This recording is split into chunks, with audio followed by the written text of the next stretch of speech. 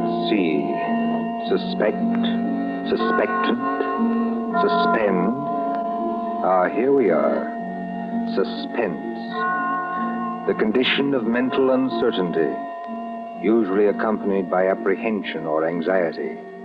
Fear of something which is about to occur, as do not keep me any longer in suspense.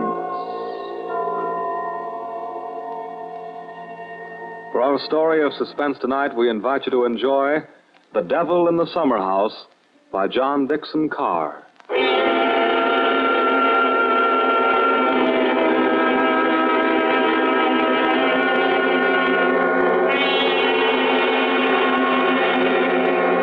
Somewhere along the Hudson, perhaps not far from Tarrytown, there is a modest house in its own grounds. Behind it, in a spacious garden, stands a summer house of evil memory. More than 25 years ago, a man shot himself, or at least died, in that summer house. They found Major Kenyon with a scorched bullet hole in his head and the weapon beside him. But we are in the present now. The latticed summer house has grown heavy with vines, and only the other evening 2 men came into that garden at twilight, over the shaggy grass, as a storm was brewing along the Hudson. 2 men, the lawyer from New York. Who's there? And Captain Burke of the homicide squad. Easy, my friend, easy. I was just going to ask you the same thing. My name is Parker. I'm an attorney. You're not Captain Burke. Yeah, the very same and no other. I thought I recognized you, Mr. Parker.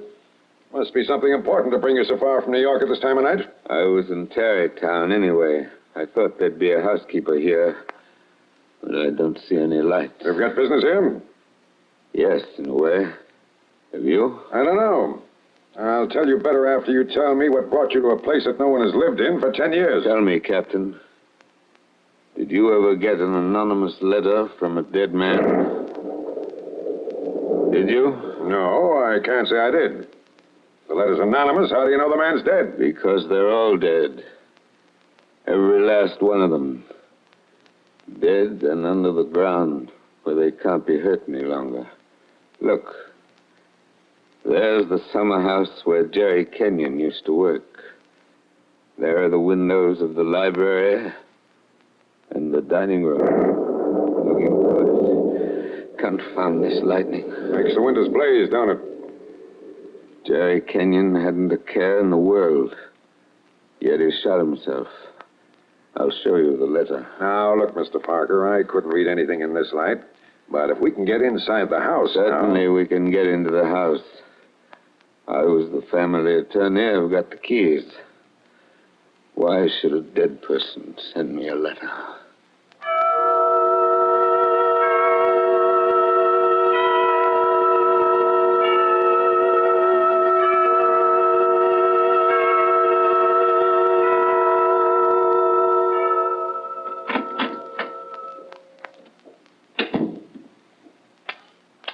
No lights working, eh? But you got a flashlight, I see. Came here prepared for anything, eh? This is the library. There were always candles on the mantel. Yes, there they are. Have you a match, Captain? Yes, I'll light them. That's better. Same old heavy furniture. Same old thick carpet. Same old globe map. Now, Mr. Parker, this letter that you were talking about. Yeah. Read it. Hey, wait a minute. This thing is dated November 2nd, 1918. That's right, and be careful of that paper. You see how old it is? But it was mailed yesterday. From where? I don't remember. I didn't keep the envelope. Read it. Dear Joe. In case you didn't know it, I'm Joe. Dear Joe, if you want to know how Major Kenyon really died... But we know how he died. It was suicide. Are you sure it was? Whoever wrote this letter doesn't seem to think so. If you want to know how Major Kenyon really died, look in the third drawer of the desk in the library. Press hard at the back of the drawer. Yours very truly. It's not signed. That's right. Now, you're sure you don't know who wrote that letter? This is the first time I've been back in this room, Captain. It was almost a home to me once. There's the chair where Isabel sat on the afternoon it happened. Isabel was Jerry Kenyon's wife, beautiful woman. There's the door that the maid let me in by that afternoon. You know, Captain, seems to me they're all here tonight. Who? We stand beneath the sounding rafter, and the walls around us are bare as they echo our peals of laughter. It seems that the dead are there. Yet we stand to our glasses steady. You know it? I was in my school reader. How does the rest of it go? Yet we stand to our glasses steady and drink to our comrades' eyes. Here's a glass to the dead already. Hurrah for the next that dies. Excuse me, Captain. I don't know what's come over me talking that way. I was very fond of these people. Are you going to look in the desk drawer? This is a lot of nonsense. Then why are you here, Mr. Parker? Jerry Kenyon was always a happy man.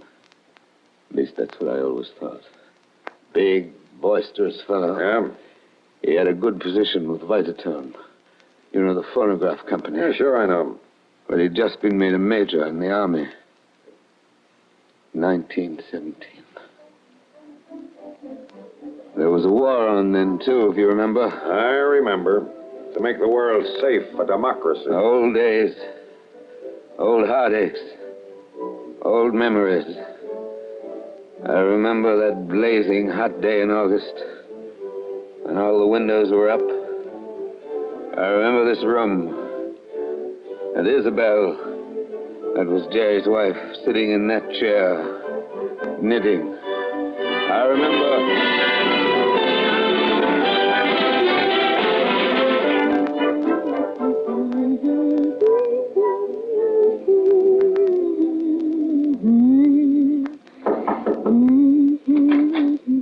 Oh, yes, Kitty. What is it? There's a man to see you, Miss Kenyon. He says his name's Parker. Yes, I'm expecting him.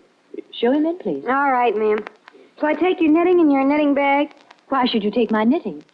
I don't know, Miss Kenyon. I just wondered. You can come in now. Thank you. Hello, Joe. Hello, Isabel. You sent for me? Joe, I must apologize for Kitty. Servants are getting to be a problem nowadays. She looks pretty enough to get along. Oh, Kitty's got large ideas. She wants to go on the stage, if you please, and do imitations, like Miss Draper. She only knew how hard it was acting all your life. Isabel, you've been crying. I have not. At least, Is that why you sent for me? I've missed you. You haven't been here in over a week, Joe. I had an idea Jerry was getting a little tired of having me around this house. Oh, no, Joe. Why, Jerry... Yes, what about Jerry? I wish I knew, Joe. That's why I wanted you here. Where is he, by the way? I want to say goodbye to him before he leaves. He's probably out in the summer house where he works with all those papers. He's got a lot of work to catch up with. He's going overseas tomorrow. Yes, I know.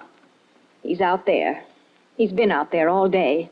His last day here, and I've been alone. That sounded like a shot. Yes, it was a shot, Joe, In the house. dear. Doesn't seem to worry you. It's only Paul, Jerry's brother, Paul. Oh, thought you'd gotten him off your hands for good. Jerry asked him out. He got here 2 nights ago. That doesn't make it any easier for you, does it? No, I don't mind. Jerry's fixed him up with a pistol range in the cellar. Paul's a terribly bad shot. Not like the rest of us. You don't seem to like it, Joe. Shall I have Kitty go down and tell him to stop? No, it's bearable. As long as he keeps away. Poor Joe. But, about Jerry, who is it this time? Joe, Jerry's been home 5 days on leave from camp. Well, never mind what camp. But he spent 4 evenings of those 5 with that Fisk woman. Diane Fisk? The redhead with all the money? Oh, she got money? Well, She must have some attraction then. Please understand me, Joe. It's not that I'm jealous any longer. It's just No, that of course not. Jerry goes his way and I go mine. I may not be without admirers myself, if it comes to that. You've no idea how true that is, Isabel. No, I was thinking about Jerry. He may not always be lucky. He may meet some girl who's not as broad-minded as I am. And then when he gives her the go-by... Paul must be getting really furious down in that cell. He's not hitting He anything. must be using a lot of ammunition. Now, your trouble, Joe, is that you're too much of a gentleman. And if you really want to see Jerry, there he is now. Where? Just standing in the door of the summer house. Look out the window. Infernally bright out there. Doesn't he look noble in his new uniform? Sam Brown belt and revolver and everything. Look how he turns around and waves his cap at us. Like a real soldier. Real soldiers don't exactly wave their caps, do they? He does. Jerry? Jerry! Hello there. Jerry, Joe Parker's here. Who? Joe Parker. He wants to see you. Well, give him a drink or something. I'll be up in a minute. Into the summer house again. Not a care in the world, Now, Henry. listen, Isabel, you've got to slow down. You'll be crying again in a minute. Come on over here and sit down. The light hurts my eyes, that's all. Well, then we'll just pull these blinds. We'll still be able to see it. There, how's that?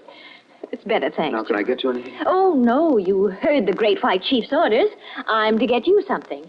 What do you have, Joe? A highball? Don't bother with that. Oh, it's no bother. Everything's out in the dining room here.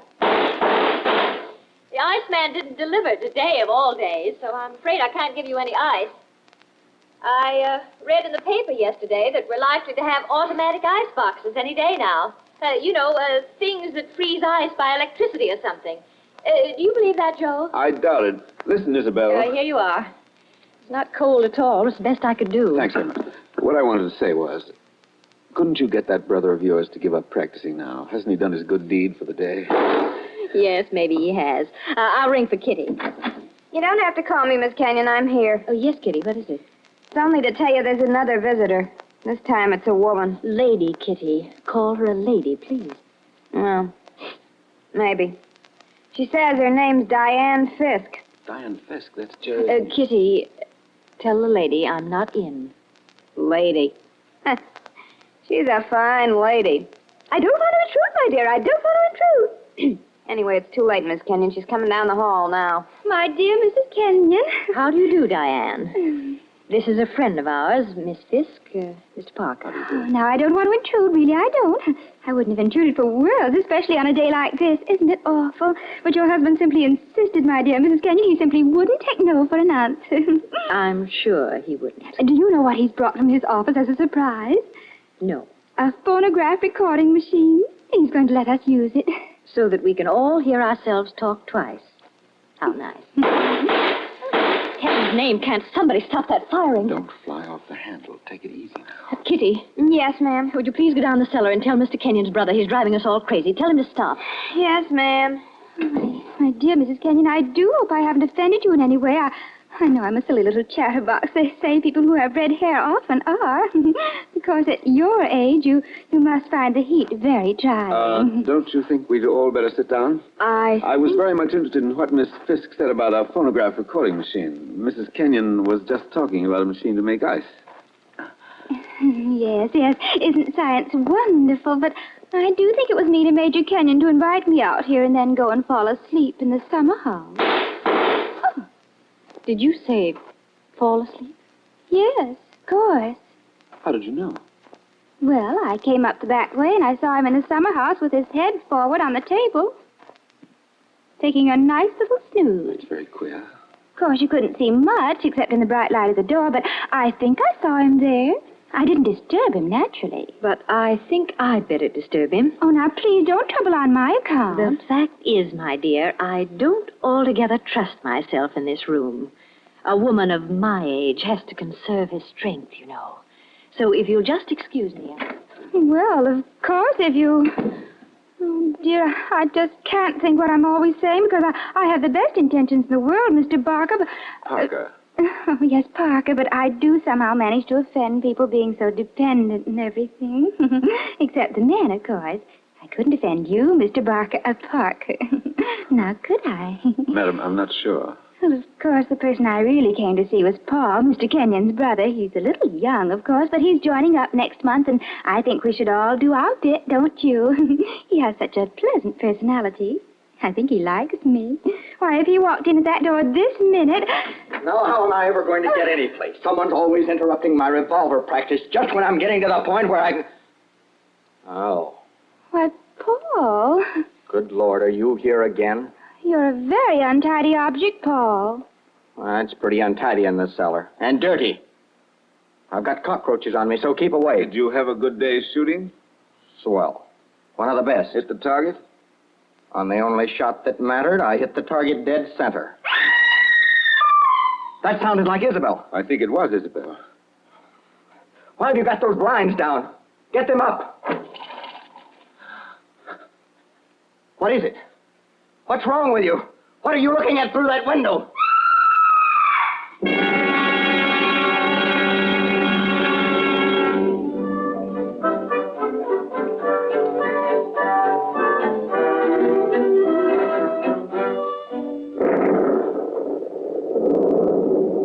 That was 25 years ago, Captain Burke.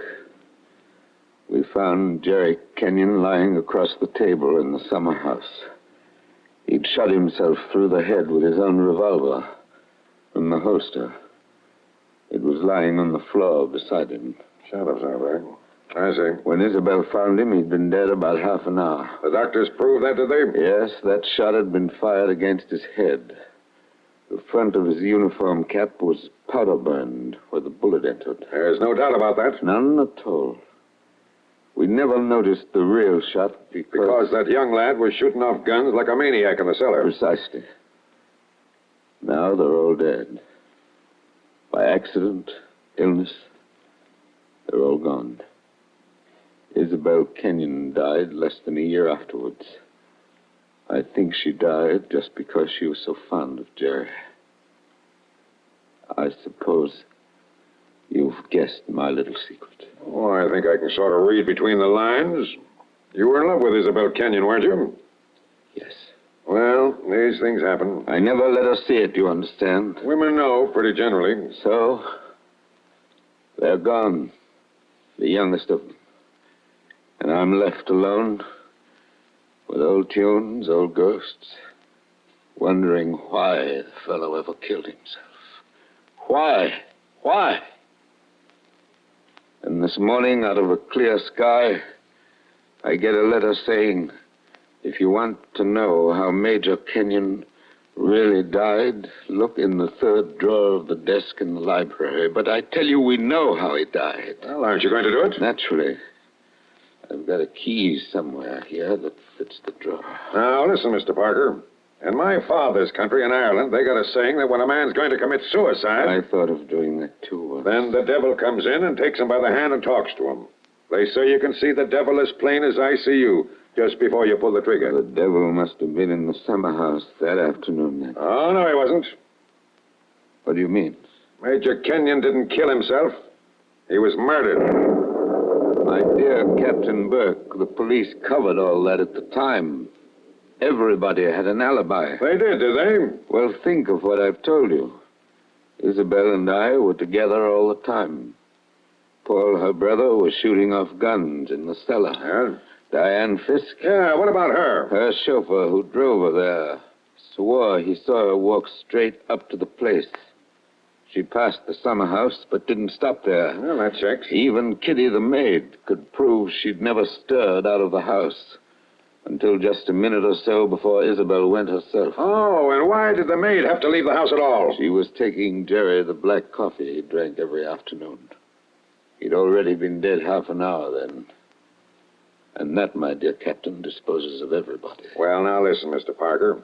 You're a good guy, and I'm not going to hold out on you any longer. You see, I say Major Kenyon was murdered because I know he was murdered. By an outsider? By one of the people in the house. That's impossible. Is it? Well, why don't you open that desk drawer and see? What time is it? It's 7:45. 7:45, and I haven't got much time. For For what? Holy St. Patrick, will you open that drawer? If it's waited 25 years, my friend, it can wait a minute more. I've got the key somewhere in this bunch of keys. Everything the same. Paul never altered what he inherited. Same old desk, same old phonograph. Same old... I think this is the key. Yeah, it opens. There's nothing here except one or two old newspapers. Everything very dirty. The letter says to press hard at the back. Now, have you tried that? Doesn't seem to. Yes, by George, it does work. Well? There seems to be a movable back on a hinge. Well, what's inside? Some sort of flat brown paper parcel sealed with wax and about as dirty as it can get. Open it, man. Open it. I'm going to. It's a phonograph record. There's a plain white label, something on it written in pencil. I don't see too well nowadays without my glasses. Oh, here, give it to me. I'll read it to you. Go on. A record of how I killed Jerry Kenyon. Say, don't you get it, Mr. Parker? This is the real goods. The murderer's going to tell us his own story 25 years later. Be careful. Whatever you do, don't drop it. You seem to be interested enough now. I don't say I'm not interested. I say I can't believe it. You know, when you were talking about the dead coming back and that kind of thing, you sure started giving me goose pimples. But that's just what it is, a dead person. Now, there's the phonograph. Put that record on. Let's hear what the ghost says. Any of them could have made the record, of course. The apparatus was all here. Don't just stand there by the phonograph. Won't it work? Yes, it works. Is it wound up? Yes, it's wound up. Here goes. Now, look, Mr. Parker. Whose voice do you think it's going to be? I don't know. Now, I want to warn you. The voice you're going to hear from there... Please, be quiet. Listen. I've started it up. Well, speak up. Who killed Jerry Kenyon? I killed him, Joe, dear. Isabel. I'm sorry about it, Joe, but I had to have you for an alibi. And you were so terribly easy to It's fool. only a phonograph record, man. Don't look at it as if it was alive. You said you and I were always together, Joe, but that wasn't quite true. I left you to go into the dining room and mix a highball, remember? Yes. And I was carrying my big knitting bag. Remember that, too? And there was something else in it besides knitting. I'm an awfully good revolver shot, Joe. I told you we were all good except Paul. And the back windows of the dining room faced the same way as the back windows of the library. Thank you, Isabel. Thank you. Jerry was in the summer house. I made a sign to him from the window, and he came to the door there. In bright sunlight, 50 feet away. True again, Isabel. True Joe, again.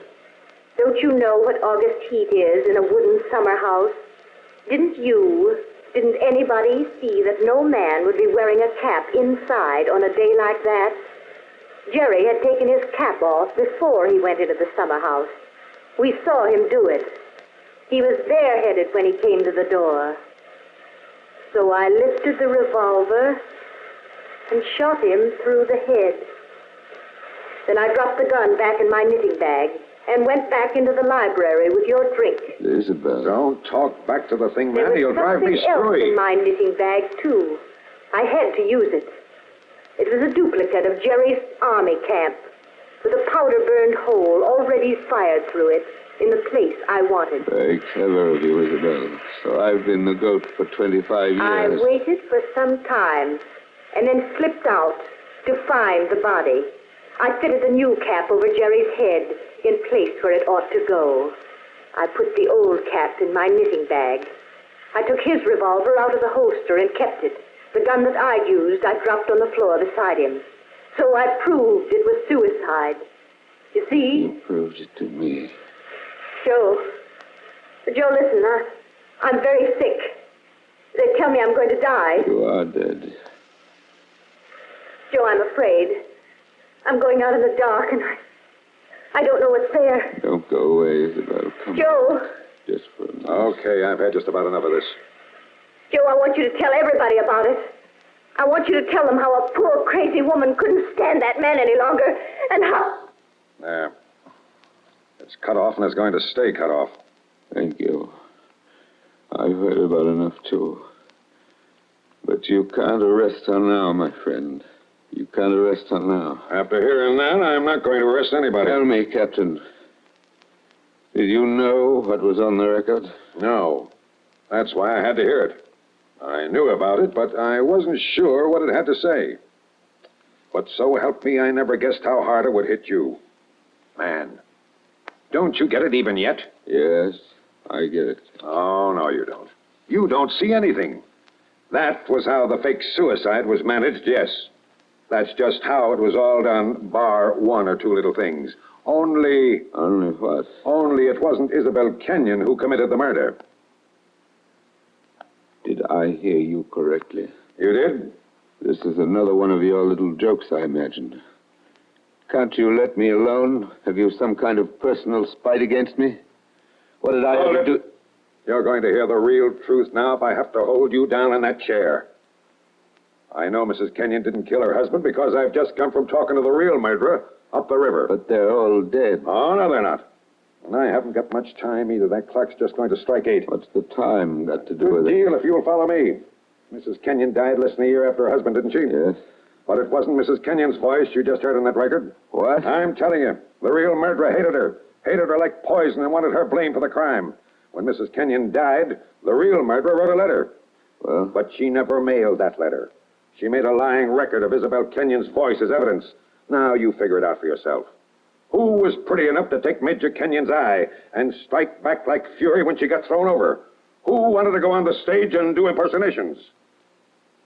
Kitty, the maid. Ah, you're talking sense. She shot Jerry from the dining room window. When she couldn't borrow Mrs. Kenyon's knitting bag, she went out to the summer house with a gun and the fake cap wrapped a napkin on a coffee tray. She did go out, I remember. Actually, she got there before Mrs. Kenyon did. But the summer house was dark inside, and Mrs. Kenyon never noticed her. The next day, Kitty wrote that letter, but she couldn't bring herself to send it. So she kept that letter till the day before yesterday. Then one of the boys at Sing Sing... Wait a minute. Thinking he was doing her a kind action, put a stamp on it and mailed it. Did you say Sing Sing? Yes. They're electrocuting her tonight for the murder of an Italian down at Collier's Hook. I found out about the record, all right. But the one thing I wasn't sure of was that she had done the job alone. Now, frankly, the way you acted, I thought that you might have been in on it, too. Well, that's why I had to hear it through. And it was anything but a joke. And now, here it goes to blazes forever.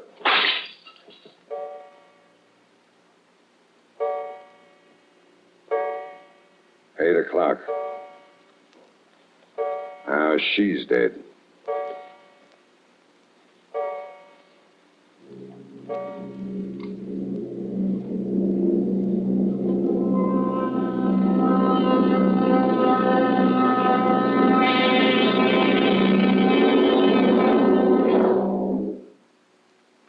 And so ends The Devil in the Summer House. Tonight's story of Suspense.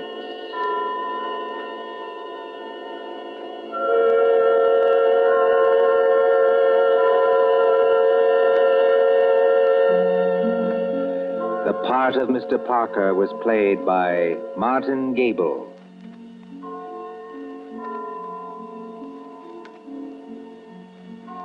Again next Tuesday at 9:30 p.m. Eastern Wartime.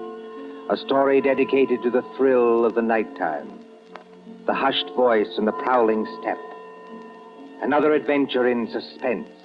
William Spear, the producer, John Dietz, the director, and John Dixon Carr, the author, are collaborators on Suspense. This is the Columbia Broadcasting System.